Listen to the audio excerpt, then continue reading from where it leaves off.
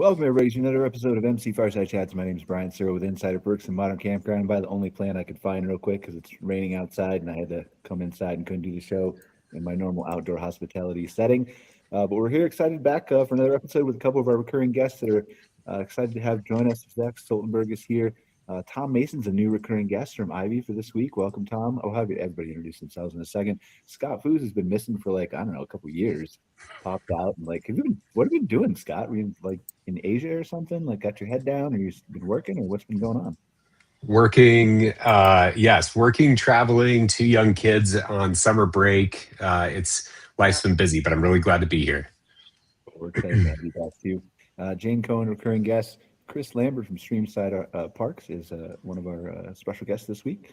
And we've got Kaleigh, who's I think you're a new recurring guest too, right, Kaleigh? Yeah. Yeah, okay. All right. See, they don't tell me anything. I just show up and I talk, and I can't even say I look pretty because I don't do that, obviously. You're all looking at me. But okay, so let's go around and briefly introduce ourselves. Zach, do you want to start? Sure. Zach Stoltenberg with LJA Engineering. I'm an architect, and we specialize in helping people design, plan, permit, and entitle glamping and campground projects all over the country and in some other countries too. Welcome, Zach. Whoever wants to go next. I'll go next. Tom Mason with IV Management, and we are a third-party management company operating parks all across the United States, and we've been doing it since 2017, and I head up the organization. Thanks for being here, Tom. Scott? Hey, yeah, I'm Scott Foos. I'm with Horizon Outdoor Hospitality. We're a full-service hospitality management firm and professional services provider for the outdoor hospitality industry. We work with properties nationwide, and I've been in the industry since 2005, and happy to be here. Thanks for being here, Scott, as always. Kaleigh? Yeah. Hi, my name's Kaleigh Day. My husband and I own and operate Surf Junction Campground out in Coolett, BC. We bought it back in 2012 and have been running it ever since. And yeah, that's pretty much it. We also have a surf school as well. Welcome. Appreciate you being here. Chris, you want to go? Did we lose Chris? I know, it's frozen. I think Chris is frozen for me. So, Jayne, are you there too? I am here, but I'm having problems with my camera. But I'm Jayne Cohen I'm the CEO of Campground Consulting Group, and based out of the East Coast. Welcome, Jayne. I'm having problems with my camera too. For whatever reason, I look like this. So just kind of ignore that for this week. But okay, so typically what we do is we start this kind of episode, we'll turn to our recurring guests. So Kaleigh and Tom are new. You can contribute certainly too. Zach, Scott, Hi. And Jayne. Hello. Is there anything that's been coming across your desk in the last month since we've been together on this show that you guys think we should be talking about or discussing? No? Everybody's going to be quiet at the same time? Oh, no. I just like to hear what other people are seeing before I pipe in. All right, Scott, what have you been seeing? You've been missing for a couple months in action here. What have you been seeing as you traveled around and been managing client parks? And Yeah. you can talk about your kids if you want, but I think the parks is probably more interesting to our audience. Probably this audience, yeah. Well, one of the things that I've been, or that we've been noticing as a firm has been, folks have obviously been talking about the fact that transient business is down, extended stay business is strengthening. That's I think everybody here probably knows that, has heard of that.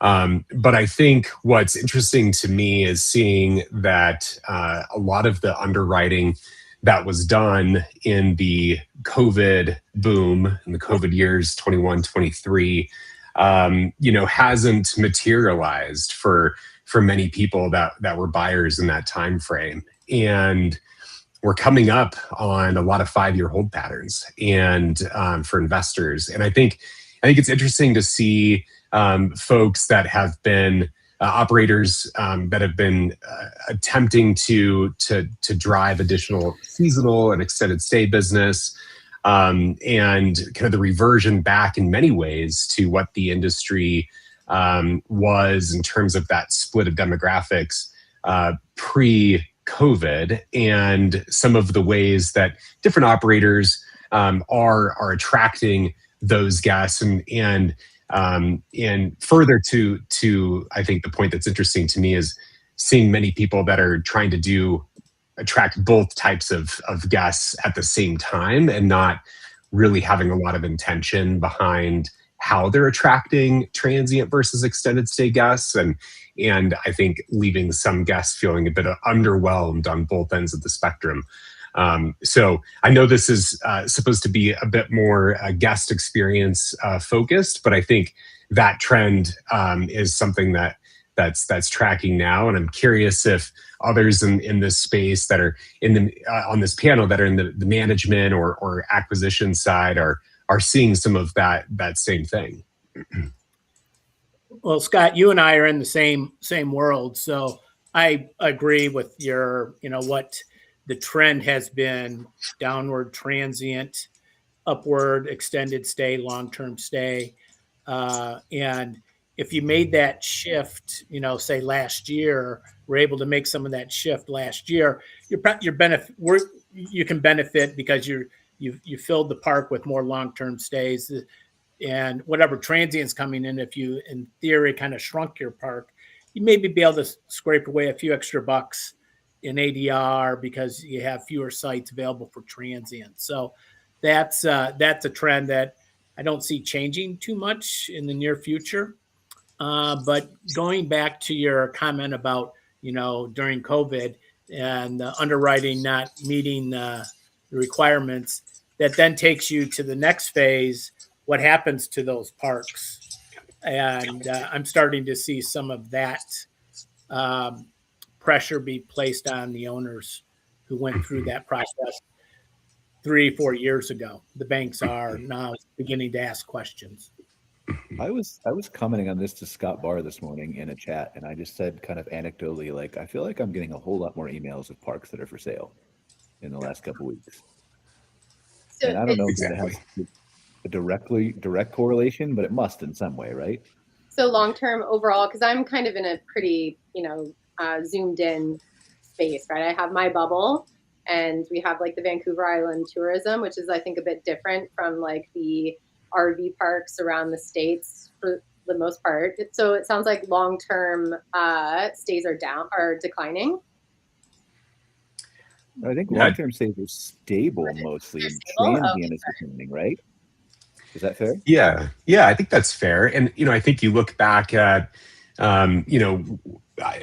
just my own personal experience in this specific situation. And I think, others would have similar paths. But clients that were acquiring properties in 2020, 21, 22, with the thesis that transient demand is growing and booming, and many properties had a high level of seasonal or extended stay occupants pre-COVID. Yeah. And that, they were able to capitalize on that for a short period of time.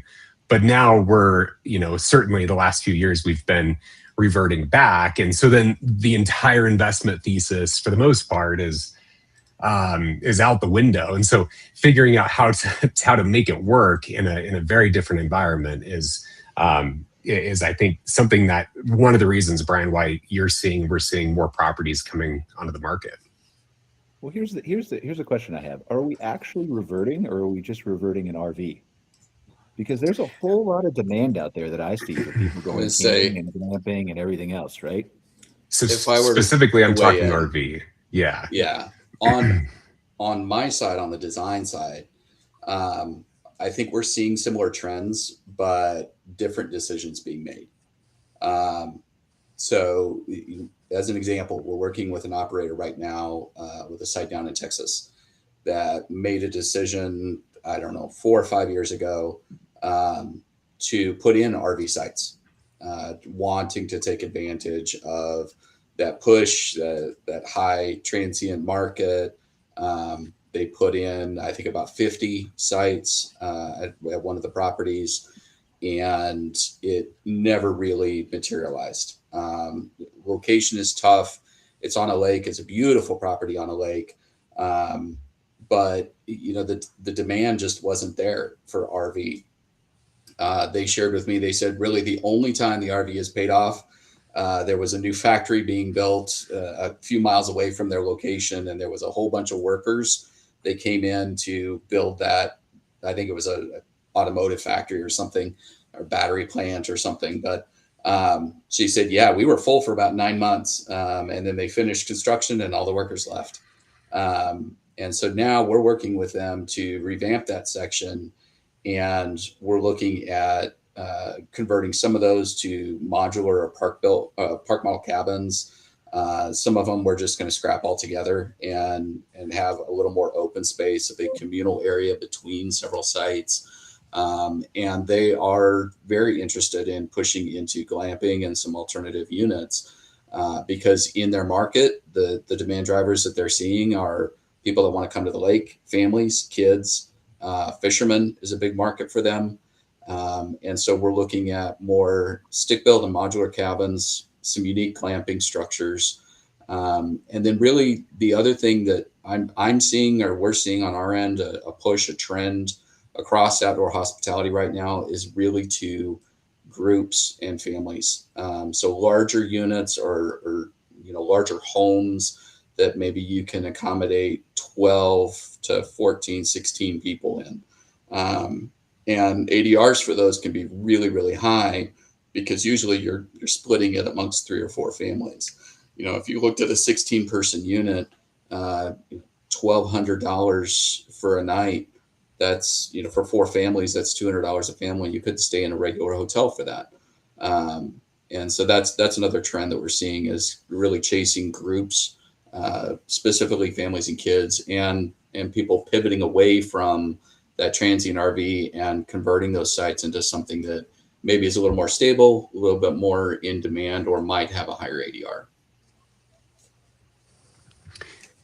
Yeah, I think that really resonates, and I think when we look at the different state types between RV and lodging, and Brian, you brought up a great point that lodging overall is continuing to perform well, outperforming this year specifically, but has been trending in that way for some time. And I think, Zach, to your point, we resonate with that a lot of folks that have stayed in traditional hotel offerings understand the unique benefits now that booking, a pod of cabins together with that communal space, but having shared but separate spaces as well, or the larger homes, it really resonates. But then on the RV side too, I think maybe to go back to what Kaleigh's doing with her husband, I mean, those RV destinations that are very specific on experiences and destination markets that are building experiences not just as a revenue line item, but to truly solve needs for their guests are performing well. I mean, I don't know Kaleigh's business, but I'm sure it's performing well because they're very intentional with where they are. Kaleigh, does that track with what you're seeing? Yeah, our RV section's just full year round, but we're on this RV rental, Europeans flying into Calgary, getting the RVs, doing the Rockies. They kind of end where we are and then go to fly out of Vancouver. So we have this stream of RV rentals, and so they book early. They're great.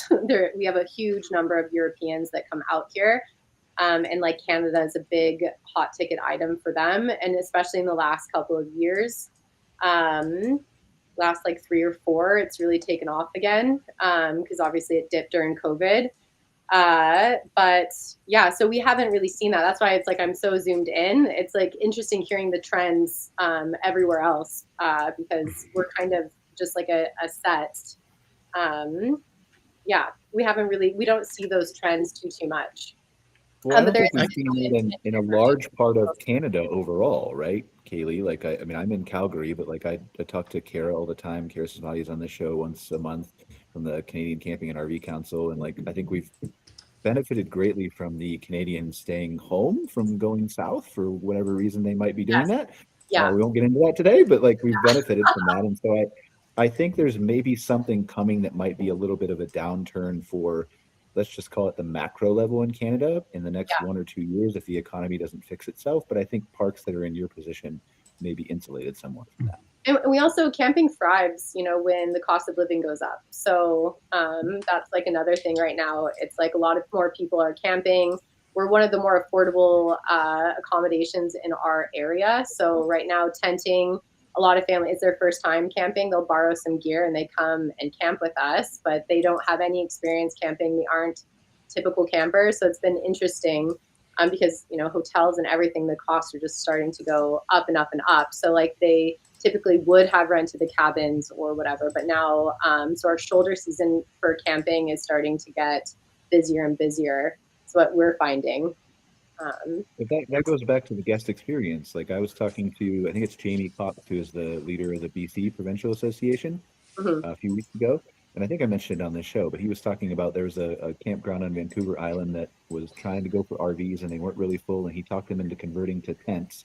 And now they have waiting lists that are so long because everybody is willing to come over from Vancouver, millions of people sitting right there that can cross the ferry, but didn't have an RV.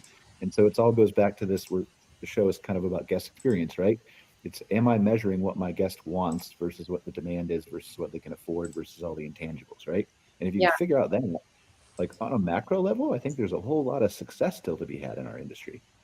Yeah, I think so. Especially with where we live, there's a ferry that goes from the mainland of Canada out to the island, and that the cost is starting to just go through the roof. So now it's like, especially if you're in a trailer or RV. So that's something that really impacts. That's why the Europeans, for them, they're like a shoe-in because it's their big vacation, right? But a lot more local BC or wherever Canadians, if you will, are starting to forego their trailers and their motorhomes because the cost, gas, ferry, and then the RV sites are a lot more expensive as well. So a lot more people here where we are starting to go back to camping or tenting. Sorry.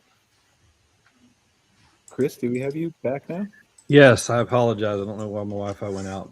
Chris Lambert, COO of Streamside Parks. Happy to be here. Been in the industry about 3 years now, so I'm the newbie. Excited to learn and connect with everybody on the call. So, well, newbie, tell us about Streamside Parks now that we have you back, just in case we lose you again. We've grown fast. I've been with them 3 years, and when I started, we had 7 parks, and now we're pushing 40. So we've expanded pretty quickly, but I think I have a big hospitality background in restaurant management specifically. So it's all people business. We're just in the lodging and RV business instead of putting pasta on a plate and making people smile. So there's a lot of related things there. So as you listen to the conversations that we've been having in the first few minutes of the show, you are still a net acquirer of parks, as you just said. What kind of goes through your head when you're hearing all these conversations?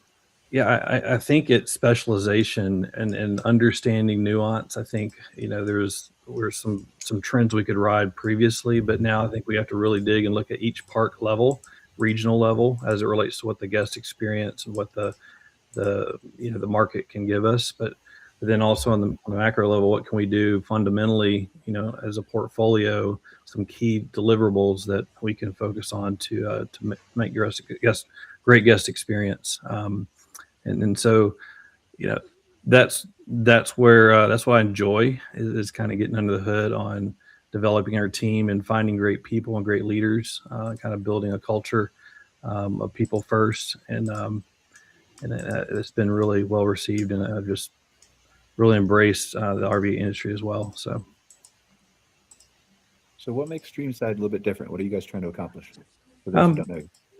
I think for us, we're a house of brands, not a branded house approach. So, where we want to make sure the park level dynamic is first and then Streamside is second. So we're not pushing down this corporate, we're not a McDonald's, we're not a franchise model. We're looking at what makes that park specifically unique. What's the history? What's the legacy? What's the local interactions, and build and add support to that. So I think that's part of it. And also for me, being the operations leader, it's about people. That's what makes these ticks, you can live and die by that sword, but I think a lot of it is just having the right people at the right place doing the right things. So how do you end up as COO of Streamside? What's your story? So started with restaurants when I was 15 and didn't leave them. And so, as kids were getting older, I wanted more of a different change. Met John, the founder and CEO, and we really had a really good relationship, and was able to again, he kind of told me to hold on, but didn't realize we were going to grow as fast as we have. But it's not about, I think, number of parks as much as quality of parks, and really understanding the challenges, the nuances of each one. So that's a little bit about my background. I'm a tent camper, so it's glad to hear the tents coming back. Hopefully I'll be coming around that trend. But I think a lot of it is I love the outdoors. I love people. I love solving problems, taking care of people. So that's what makes me happy. You're going to make me ask all the questions. Nobody has anything else to say? Yeah, it's so quiet. Well, welcome to our world, Your show, Chris. Chris, welcome to our world. And if you ever need, Scott and I and you are kind of doing a lot of the same things. So feel free to reach out if you have questions. Yep. Will do. I would feel the same way. All right, what else is going on in the world? We're talking about guest experience on the show today. What else is new? Because I think, like, as we have this conversation, as we talk about some of the things that on a macro level, obviously there are micro successes. On a macro level, transient RV specifically might be having a temporary issue that, I don't know, who knows how long that's going to go on, right? I'm of a proponent that I don't think we're ever going to sell as many RVs as we did in 2019 ever again. But I don't know if I'm right or wrong. I still think there's a very bright future for outdoor hospitality. But I think it all goes down to that guest experience. I think there's been and again, I'm saying this on a macro level, right? There are certainly tons of micro example successes that we could talk about. I think on a macro level, many people who have run RV parks in the last 60 years have had to do very little thinking about the guest experience.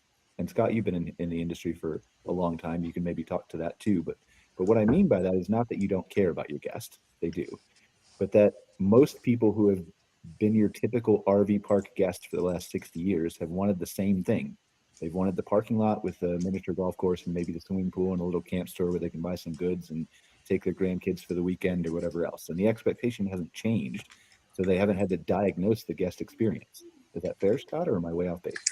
No, I think that's absolutely fair. I think that the industry and expectations have been evolving, and those demands have been evolving, for some time. But I certainly think that in today's economy and post-COVID, and with the emerging, Gen Z and millennial demographic becoming even more of a going concern in our industry, like all things, that has to shift and evolve. And I think what we see is properties trying to be both things without doing either of them really well.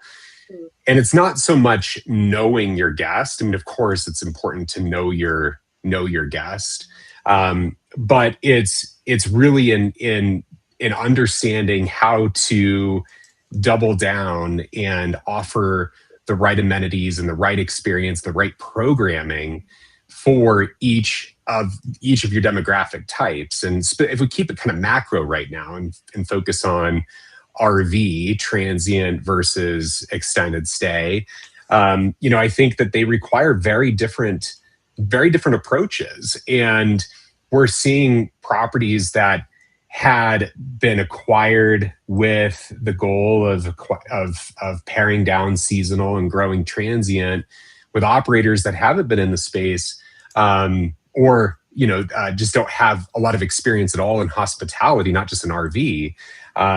Try to successfully now rebuild a program that was maybe there before. Is they're having a difficult time without really knowing what the guests are looking for, and it's more structural in how the investment thesis was underwritten and how that property can be supported financially and with enough patience on the capital side to be able to achieve those goals. And I think, not to go back to the point about the 5-year hold, but many investors acquire properties with 5-7-year holds. We're coming up against that. And so patience is running out. And I think there's going to be a lot of opportunity for folks that can understand how to double down on those experiences for those different types of guests moving forward to potentially acquire properties, to really get more specific about the actual experience they're trying to build. Does the math work on all of these parks that were acquired though? Because I remember I can't remember, it was a Facebook post in one of, maybe it was Kep's group, either this morning or yesterday. They were talking about a 30-40 site RV park and how that may not be mathematically possible to run in with today's interest rates and today's expenses and today's inflation with the staff that you need and all the things. Jayne, what do you think of? Does that make mathematically sense with the types of properties that are trying to succeed in 2026? Yes, I think that unless you're going to be a true like mom and pop type of operation, which there's absolutely nothing wrong with that, you got to get into that like 200, 250 site number to really make the numbers make sense. And it's really a very simple calculation. If you're going to acquire a park or you're going to build a park, just back of the envelope kind of numbers is looking at, what does a site gross, right? What's the gross of if you're buying a campground, you're going to build a campground, you do your comps. What do you think each site can gross? And if you just simply say, well, if I'm grossing, let's make it easy. If I can gross 10,000 a year, but I'm paying 100,000 a site, right? Or it's going to cost me $100,000 a site to build, but my gross is 10, then I've got to sit there for 10 years. And, it's kind of what Scott just said. You've got to prepare to hold that asset. And, what's happened now is with interest rates staying high, right? And maybe even getting higher. I don't know. I don't have a crystal ball. A lot of people, when they get to the 5-year mark, their note is about to adjust. So if they had a lower interest rate, or it has adjusted, but if they have a low interest rate or a lower interest rate and they're adjusting now, chances are their interest rates are going to go up. And that really hurts. And we're starting to see that. I don't know if anyone else is starting to see that, but we're starting to see those interest rates now being called and going up. And some are having to put some capital in. Some of the syndicated models are, asking investors for more capital, that type of thing. So not doom and gloom. It's just financial. This is just financials. Well, operationally, the park might be performing, but the interest rates and the outside of that is difficult. Is a difficult scenario. Jayne, in addition to that, insurance cost in almost every park has doubled, tripled. In a lot of markets. So between the interest rate increases, the revenue not materializing as the underwriting indicated, and then other pressures, you can even use property tax. Property taxes have increased as well. Insurance, that's added additional pressure on operators to find savings while labor continues to go up and our rates are soggy, and they're not just we're going extended stay, which lowers your ADR. Maybe over the course of a year. Yeah, but over a course of a year, maybe you generate more revenue, but it's a pressure that exists at many parks across the U.S. I think now. You're right, Tom, and it's not to be honest, it's not just insurance that's going up. We're actually starting to see a little leveling in insurance, but it's still very high. It's like everything's going up, right? Electricity's going up. Cost of labor's going up. Even trying to find labor is difficult. And when you do find them, it's going up even more because you're inflating it just to get that person so they won't work at McDonald's, right? I mean, it's crazy. And a lot of parks they're at their rate height. Do you know what I mean? They can't, their rates are high and they can't push the rate anymore because we are seeing campers having rate resistance, right? We came off of COVID and you could kind of do whatever you wanted in COVID, push your rates high. But now people are reacting to rates is what I'm finding. And so those of us that are yielding, which I'm a big believer in dynamic pricing or yielding, it's really a science. Like you've got to be aware of it. Yeah. But So I have a question. with that, I want to bring back just real quick the idea, and I think Chris brought it up, and Scott and I believe in it. It's about the people, and if you hire the right people, you can create the right culture at the park, and the experiences, the customer will enjoy it, and that will help that park immensely. And we're always looking for the individual that has the skill sets on the HR side, customer relations, employee relations to create that environment that employees want to be there, the guests want to be there. It's a good environment. All the other factors, are ownership issues. Those are the things we deal with, managing that process. So, but I kind of want to bring it back. It's really finding the right individual or individuals at a park that can make it an experience that the customer loves. I think. Sorry. Or Kaleigh in a second, but just I thought Zach was going to say something too before. But Tom, my question is the staff member enough in 2026? Is it enough to just have an excellent staff member, or do you need something else? No. Yeah, but that's if you don't have that, everything else. Right. That's fair. Yeah. Okay. Yeah. This is a people business. This is a people business. This is a hospitality business. I've been in this business for 51 years, and I recognize that when we first bought our first park, and it is people centric. I mean, that's the focus, and the real focus, the successful operators are the ones that can increase their repeat and referral business. That's the win game, because if you always have to find a new guest, that's the tough thing to do. So I always tell my staff, or used to tell my staff, shame on us if we get them to our door or get them to ring our phone or get them to our website and we blow it at that point. Shame on us, because the hardest thing we had to do was get that first contact with them. After that, we got to do a good enough job to keep them in our web. And that's the name of the game. I think that's the winning recipe in this business. All right, Zach, and then Kaleigh. So I've got a question that's kind of related to a lot of these different things. One thing, I mean, thinking about these issues now that are very real, a lot of these don't seem to have been issues during COVID or even pre-COVID.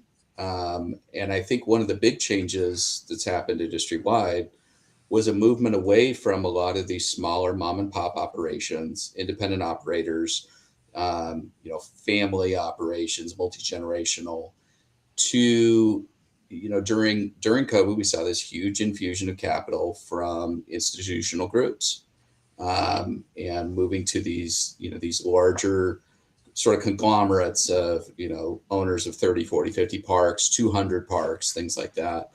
And from a guest experience perspective, I think some of those things that we've talked about, like that staff connection, who your site manager is, making, having that forward facing, that person that's there.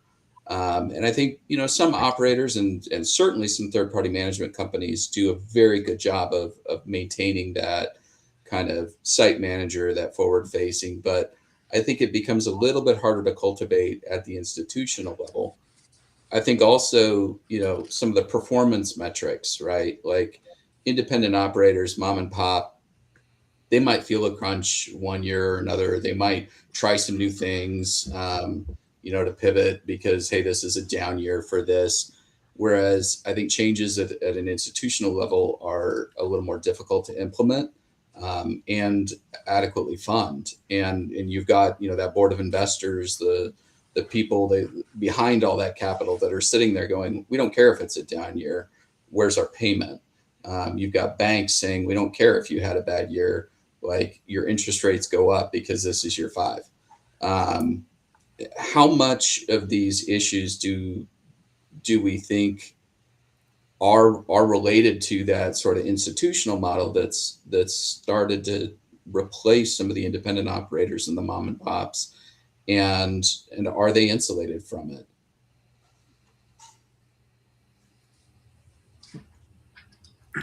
Well, Brian, who do you want to answer that? Whoever wants to answer it. You guys are all much smarter than I am. Don't look at me. I'll take a stab at it. I think it's always been a people business, and I think if you look at parks across the country and you look at the mom and pops that became big mom and pops, sophisticated mom and pops. I was one of them. Family businesses that did well in this industry. They knew that the focus was on their guests, and they knew that the focus was taking care of that guest and building repeat and referral business. And they did a very, very good job of it. And Chris, I love the fact that when you came on, and by the way, I had not heard of your company, which is surprising because I think I've almost heard of everyone being around for as long as I have. But I like that you're keeping. I took it that you're keeping the individual identities of the parks, like you're becoming a corporate institutional operator, but you're recognizing that the identity of those parks is a valuable asset. Did I 100%. interpret it right? Yes, absolutely. And it's, as you said, I mean, it's about guests and it's about team. It's about people. And Right. we can't distill that out from a corporate setting. So, And I think Talk a little bit that's super Sorry, go ahead, important. finish, please, and then I want to ask Chris a question. Go ahead. No, go, Brian. It's your show. Well, okay. So Chris, I was just going to ask you, with guest experience, then, is there learnings that you've taken from your years in restaurants that you think apply to parks? Oh, we lost you. I can't hear you. okay, can you hear me now? Yep. That's it. Yeah, there's quite a few things. Stuff that we're constantly teaching, but it's this concept of connection versus checklist, and whether that's rules and regulations, whether that's SOPs or processes, but really ask the why. Why do we have those processes in place? It's really to meet a guest need, to be a team need, and meet an investor need or a business need. So, it's really encouraging our teams at all different levels to really think through that mindset of let's build connections with people. People can understand when you're just hiding behind a policy or hiding behind a procedure, but they also can understand when you're really genuinely trying to be of service, which is what House is built on. So, that's one thing. I think another thing is personalization, and I think we've heard that a couple times today throughout, and I think there's a bigger need, demand for personalization. We can't just expect people to come in and, yep, got the amenities I need, got the price I want, and business transaction settled, right? So I think those two principles are kind of at a high level what we try to instill and enforce, and then always with just, again, always learning, always teaching. It doesn't matter how long. I was in restaurants longer than I'm going to share, But it's all about learning more things. You can always learn every day and grow, and I think that's what if you have that in your team and that grit, and do the right thing and thinking about through the guests. And it's not just writing blank checks. There's got to be a business component. There's got to be a team dynamic of what we can achieve and not achieve. But I think it starts with people. What I was going to say earlier, and touching back on like what a lot of people are saying, I'm kind of surprised with like bringing it back to like the customer experience and stuff. Even just follow-up emails and asking your guests if they have any recommendations for the campgrounds. We started doing that a while back, and the ideas, and like some of them are such simple, easy fixes, and it's enabled us to really like our campers, like just little things, right? It's like put a dishwashing sink here in this section too, or like, whatever, like small asks on our part that we can do that really just makes it. And then they come back for another stay. They see we've like heard their, listened to their input, and then we like implemented it. So things like that. And I'm kind of shocked also talking to other owners and people that like run other campgrounds, and how the follow-up emails and questions, and having your staff at checkout, go through, did you have a good stay? Do you have any recommendations for us? Like we have all of our staff asking that simple question, and people will like beam, or if they were not satisfied with something, it gives you the opportunity to hear it, refund them if like you have that ability to, or whatever, or make it right, and even just those questions I find go so far for, happy campers.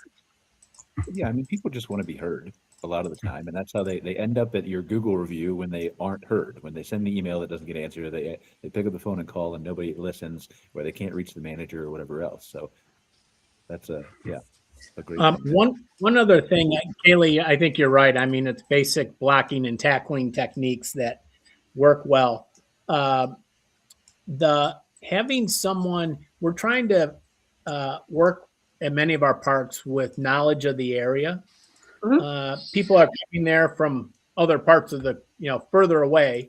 So we want to be knowledgeable of what's going on in the market around us and make those suggestions to them at the front desk, or while we're walking around the park. We've focused on that and have gotten good results and good feedback from people about having kind of carnal knowledge of what events are going on in the market and around us. And they've taken advantage of that and enjoyed themselves. Mm-hmm.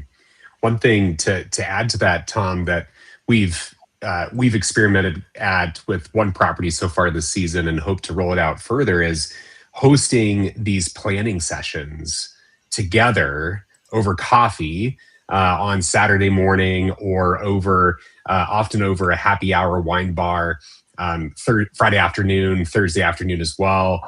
But we have our general manager sit down at a large table with guests, and they talk about things to do in the area. And not only is it just then the manager sharing local knowledge or the staff sharing local knowledge, but then you're building some community with the different guests, and they're sharing ideas too between themselves.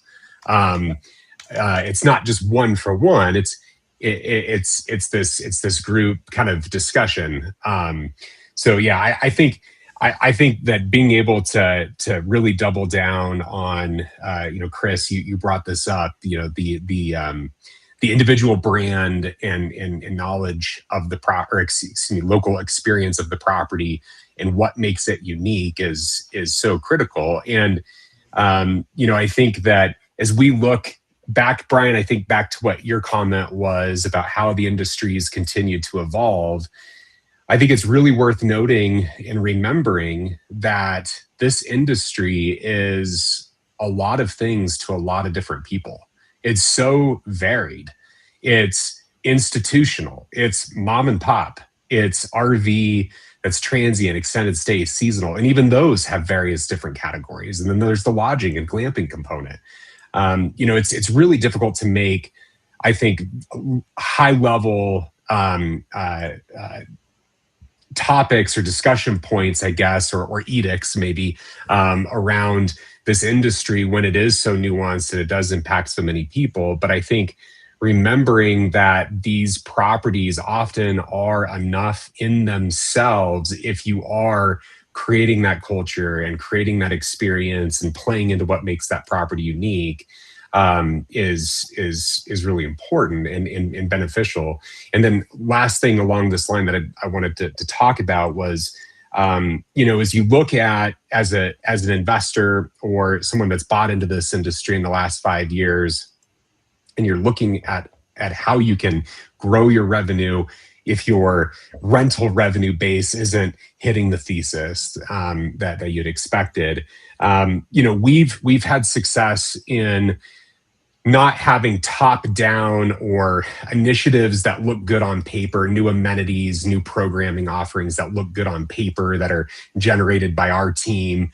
We're having more luck talking to the managers at the properties and saying, what are the friction points we're trying to solve for, and how do we solve for friction points in the guest experience that can then translate into its own specific business case, its own ancillary revenue stream, its own P&L.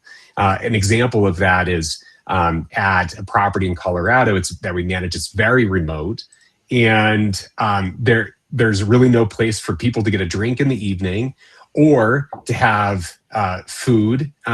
There's no food offering, and it's too small to offer a food and beverage service. It wouldn't make sense. But we've solved that by opening what we call Colorado's smallest bar. And I don't know if I'm proud of that, but it's kind of cool to say. We have that open every night of the week. And then we also partnered with a really high-end rancher and meat operation in the local area that has developed custom kits that now we can offer. So neither of those things are new. That's not the point, but it's solving a specific need that's then allowing guests to book that extra night because they know that they can solve for food and beverage without burdening the operation. And it's also driving additional ancillary revenue too. But see, I think that all goes back to nuance, right? Like Yep, it all goes back exactly. to what you were saying. Is like I think we have some nuance in this industry. Like you're right, but I also think there's a 1,000x opportunity to have more nuance. I think we should get more fragmented and more guest experience focused on that nuance. Like you're talking about the smallest bar or the other little things you're doing at those properties, because then I think you can take to Jayne's example. Then I can think you could take a $10,000 a year site that you had to pay $100,000 a year to build, and you figure out how to charge $15,000 or $20,000, or get $15,000, $20,000 a year for that, and then your payout is lower instead of just building a typical RV site. Yeah, no, that's absolutely right. And there's always, there is a case for, I think absolutely. And there's a case for standardization and, big brands to be in this space. And they do, some of those brands, all the brands, the big brands, big franchisers do a great job in this space. But, you look to like the Jellystone model as an example. And Jayne, you know that world better than me. There is room still to not have to be so niche to be able to help drive additional ancillary revenues by still creating the experience, though. It's not just slapping a brand on and calling it this property and expecting revenue to come. It's still it's even more of an edict to double down on guest experience. But there are ways to do that at a higher level or a standardized level that doesn't have to be so niche too. So I think both ends can still work. I think you brought up a really good point there, Scott, too, that I think a lot of operators look at some of those challenges, right, of solving for F&B or amenities or experiences. And they say, we know we want to deliver a better guest experience, but how do we do that without investing a ton of capital? How do we do that without hiring somebody else? And, that approach of partnering with somebody else, some other local operator, like, feed your guests to them. They're already doing that. And, take a 10% finder's fee, take a booking fee, there are ways that you can improve guest experience through those partnerships. And we preach that a lot. We talk with people a lot, especially when we go out to evaluate a site. Part of the reason we always do a site visit is just that. We're looking at not just the property, but what is in the area. You know, if from that campground, it's a 30-minute drive to the nearest Dollar General, then we need some on-site F&B. We need a little store, a camp store. We need to keep some, you know, sundries, some just the basics, right? Like eggs, milk, bread. We don't need a full grocery, but we need to have some stuff there on site, because if we ignore that, if we don't do it, now that becomes detrimental to that guest experience. So I think that's a really good approach. And I think a lot of operators miss that you don't have to do everything. Just partner with somebody who's in your area that's already doing it. All right, Yeah. let's spend the last. Go ahead. Sorry. Please. Oh no, you go for it. No, say your comment, and then we're going to end. I was going to spend the last few minutes just having everybody else ask questions to the other guests instead of me being out. So go ahead, please. And I then, was gonna say, yeah, like things like food trucks or bike rentals are really successful at the other campgrounds in the area. Like I know some people source out there for where we are at surf lessons and surf rentals. We do our own, but I know they also contract out or whatever with other companies, local companies. So it's it keeps campers happy. You're not worrying. You don't have to worry about staffing it, dealing with it, because especially out where we are. Yeah, it's just a little comment. all right, well, let's start with you, Kaleigh, since we're on you already. So we typically end the show. We'll spend the last few minutes just with everybody asking each other questions. So Kaleigh, do you have any questions for any of our other guests? Oh gosh, just putting me on the spot. Hey, anything you want to know? Yeah. Does any of you guys that are running or like overseeing multiple campgrounds, are they all RV parks, or do you guys have like a blend of some tent camping, or does anyone else deal with tent campers? Yeah, it's kind of a mix, Kaleigh. For our portfolio, we have tent sites at many of our parks, but not all. We have accommodations at many of our parks, but not all. All of our campground, all of our parks that we manage have RV sites. So yeah. I think that's. And I'm similar to Tom, but we do have a property that is exclusively glamping, lodging only, and then another that's almost exclusively glamping and lodging. Yeah, Kayleigh's same. We have kind of a mix of parks that have multiple different ways to stay. But our best performing park is one outside of Glacier, and there's a tent. I can book a site there whenever I want to. So I would love. That's always soft to my heart. I'm a backpacker by trade. I'm a minimalist, so have a respect for the tent campers for sure. Yeah. All right, Chris, do you have a question for the other guests? In our business, it's probably about, I used to say a 60-40 split. Obviously we help people reposition existing assets or do new ground up. On the RV side, there has not been a lot of new ground up just because of all those challenges, and the financing model is very difficult to get those projects funded right now. But I'd say we're seeing a big pivot on those existing assets repositioning. But probably 60% of what we do is glamping and boutique hotels. And that seems to be staying very, very strong. We're still very busy in those markets. Chris, do you have a question for one of the guests? I think, kind of going back to just customer service across a diverse portfolio, more of me asking for help, but not that we need it, but just for those that have been in the industry a long term. It's been a big shift, as I can imagine, as I've talked to Scott and others. What is your approach to make sure that we're applying a level of standardization, but also flexibility into that framework? Because I think that's the hardest solve, right? Is when to build connection versus going through the checklist. Directed to anybody specific, or Jayne or Scott or? So I think. Go ahead, Jayne. Oh, go ahead, Scott. No, go ahead. No, please. I was just going to very high level. We have a standard operating playbook with parameters that we ask our team members to stay within. But part of that is also in training them and how to be flexible and how to meet the guest where they are in those difficult situations, or if they need to go above and beyond or want to go above and beyond for a guest, what does that budget look like for those surprises, delights as well. So it's not, I mean, I think you know that, better than anybody, I think, from the restaurant world too. I mean, it's not a science. It's definitely an art, and it can be hard at scale. Okay. I feel like the campground industry business is never going to be like we make a widget business, right? It's really difficult to standardize. I know when I had like 13 of my own parks, there are certain things that I did standardize, like my reservation policies or my cancellation policies. So there were certain things that were easy to do, and it actually helped to do it because then I had the same policies at all the parks, right? But there's other things that were just very specific to that property. And I always felt like it's all about the staff and either enabling the staff to interpret your goals, right? And your SOPs or your rules, or you disable them, right?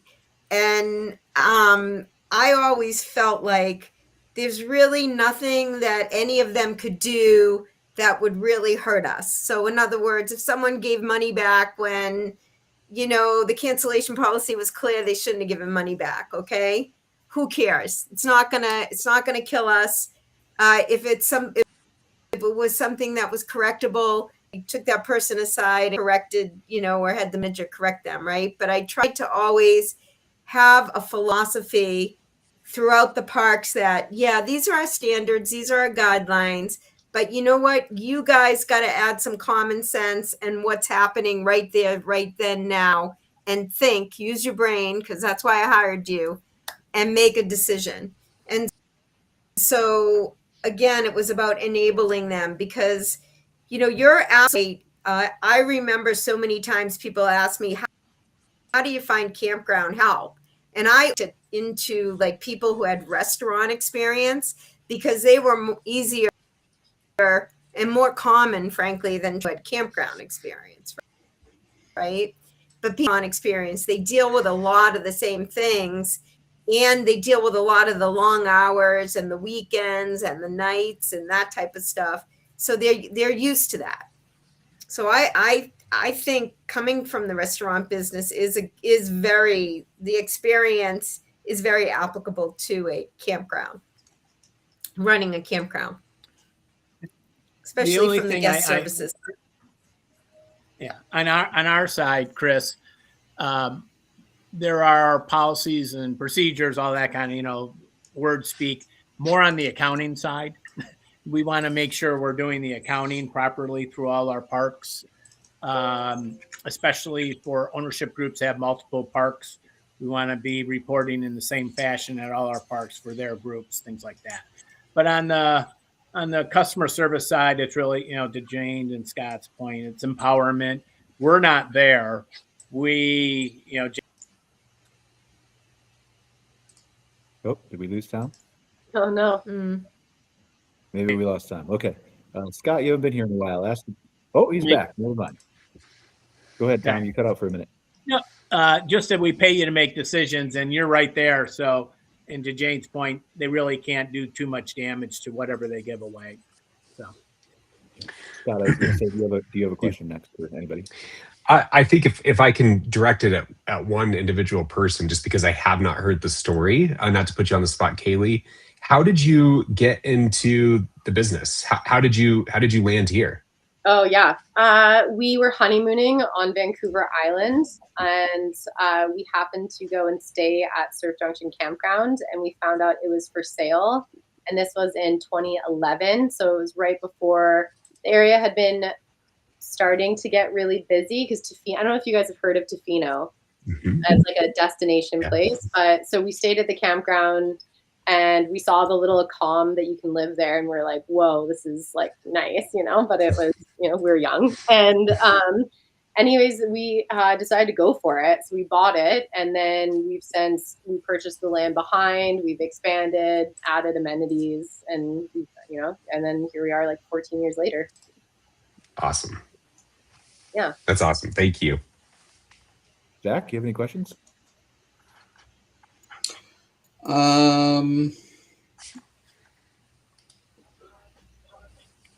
me think about it. I know we're trying to wrap up. Tom, you go, and then Zach will come back to you. And then if anybody needs to drop off, I know we're a minute or two late, so please feel free to drop off and go to the other committee. Yeah, I'll ask Jayne a question. What's your what do you see going forward on the development side? How's your pipeline? Not to give away trade secrets, but how's the activity there?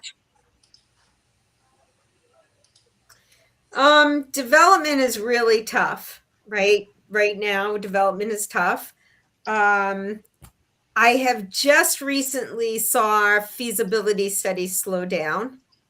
But going, and I mean like recently, like the past like couple of weeks, we've been really busy still with folks wanting to do feasibility studies and wanting to study it. But development is just super tough. When folks come to me and want to develop their first campground, one of the first questions I ask them, Tom, is have you considered an acquisition?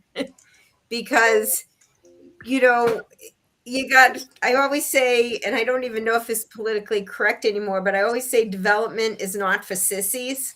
I mean, there is just one hurdle, one challenge after the other. It doesn't end. And getting to that finish line is tough. And when you do get to that finish line, you don't have any customers. You don't have a cash flow. So an acquisition is a little bit easier. And I always say to the new developer, I say, maybe try an acquisition first and work on a development next. But I think development I don't think it's dead, but I think it's very slow and it's only for some people. Okay. Thanks. What do you think? Oh, well, yeah, that sounds about what I would have expected. I have to jump off, Brian. I got a call waiting. All right, So Tom, thank before you. you go real quick, tell them where they can find out more about Ivy Group before you go. I will. Thank you. Okay, don't do that then. All right, I was going to say, you can give us your website if you want. Oh, iv.com. So, okay, perfect. Thanks, Tom. I appreciate it. Zach, do you have one final question for us? Yeah, this may be for Chris and for Scott. So recently, we bid working on a project, and this would be our third project within about I'm going to say a 20-mile radius of one location. What are your thoughts on like market saturation? I mean, obviously there's, some parts of the country that do better. And, if you'd asked me 3 years ago, I would have said, yeah, the rising tide gathers all ships. The more we have in an area, the better they all do. What are your thoughts today on like that market saturation? Like how many campgrounds, resorts can one area support, and what are some of the challenges that come up on the management side when you have like 2-3 parks that are all in the same market? Chris, you want to take that? Yeah, I can. I mean, we have some experience in that. I think it goes back to, and I know this is a softball answer, but you have to understand what the target guest is, because if you have 2 guests or 2 parks that are very similar, like highly transient, particular, but if they're pretty much the same park, well, then you might be cannibalizing sales, right? But if you have, where we've found some success is where we have maybe a more transient park and the one more extended stay that would kind of, or different seasons or different amenities with different price points. So, what I would just say, because we passed on a few where it was like, okay, this is very similar to our park that's 50 miles away, and we're going to be tugging at both ends of the string there. So. Mm-hmm. Yeah, I would echo what Chris said, and then I think looking, Chris, as you guys are acquiring properties, I think people are looking to develop properties too. Zach, I think maybe to your point about the feasibility side, I think you can't ignore the national trends, and you can't look and say that demand overall is on the transient side is weakening. And there's also, multiple new developments happening. How unique and differentiated can each one be? Even on the glamping side, on the lodging side, of course the unit mix and on the on-site experience will be different, but you're still drawing to the same area. And so I think oversaturation in many markets is a top concern that people should be thinking about and should have been thinking about maybe for the last few years. Mm-hmm. Yeah, and one last thing. What's an example? Oops, go ahead, Chris. I'm going to finish one thought. There is some efficiencies of scale. So we've seen success of having shared staff, which is, one of your biggest fixed cost business and high fixed cost industry. So, that is one thing to consider. But yeah, I was just going to make that mention of there's some shared services that you could do. And Scott's exactly right. There could be, whether it's a data center, the area that moved in, and you have two parks right there, and that's not going to be as it's going to be more insulated than what the macro level demand may be across the United States. Sorry, Jayne. No, I was just going to say, a lot of people made this mistake in Houston, right? Houston, Texas. That's the best market example. That's right? Yep. That's a saturation, right? There's this huge market, right? Huge number of people, campers, people with or without, and all these parks came into the market, and then they all battled it out, and many of them are still having a very tough time. And people are like, but it's Houston.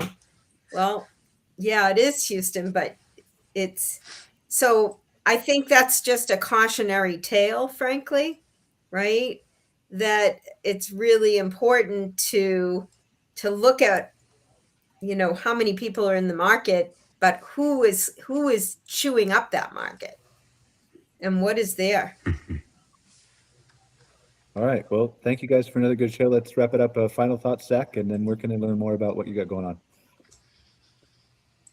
on. You can find me on LinkedIn, Facebook, Insta, all the typical socials, or you can check us out at lja.com.